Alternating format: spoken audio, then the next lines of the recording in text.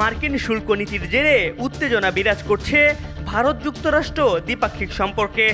Russia থেকে তেল আমদানির কারণে মার্কিন প্রেসিডেন্ট ডোনাল্ড ট্রাম্প ও তার শীর্ষ কর্মকর্তারা ভারতের ওপর চাপ বাড়িয়েছেন, যা দুই দেশের সম্পর্ককে আরও তিক্ত করেছে। চলমান উত্তেজনার মধ্যেই গত 22 আগস্ট ভারতের নতুন রাষ্ট্রদূত হিসেবে সার্জিও গোরের নাম ঘোষণা করেছে ট্রাম্প। বর্তমানে তিনি হোয়াইট হাউসে মানব সম্পদ পরিচালক হিসেবে দায়িত্ব পালন করছেন।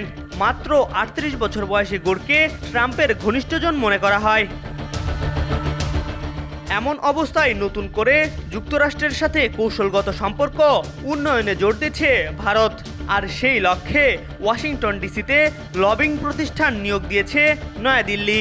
যুক্তরাষ্ট্রের সঙ্গে সম্পর্কের টানাপোড়েনের মধ্যেই এ মাসের শুরুর দিকে 3 মাসের জন্য লবিং কার্যক্রম চালাতে মার্কিউরি পাবলিক অ্যাফেয়ার্সের সঙ্গে চুক্তি করেছে ওয়াশিংটনের ভারতীয় দূতাবাস। ভারতীয় সংবাদ মাধ্যম দ্য প্রিন্টের খবরে বলা হয়েছে, মার্কিউরির সঙ্গে চুক্তিটি কার্যকর হয়েছে 15 আগস্ট থেকে এবং চলবে 14 নভেম্বর পর্যন্ত। এ সময়ে ভারতের দূতাবাস প্রতি মাসে প্রায় $75,000 দেবে। সব মিলিয়ে বর্তমানে ভারতের দূতাবাস লবিং কার্যক্রমে মাসে প্রায় $2,75,000 ব্যয় করছে।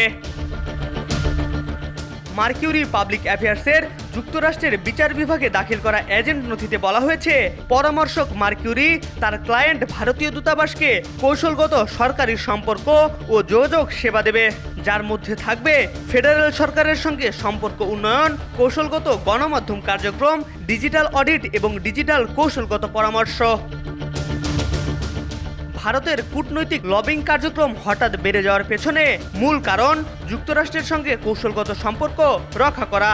তবে রাজনৈতিক সম্পর্ক টানাপোড়েনের মধ্য দিয়ে গেলেও দুই দেশের মধ্যে প্রতিরক্ষা সহযোগিতা অব্যাহত রয়েছে।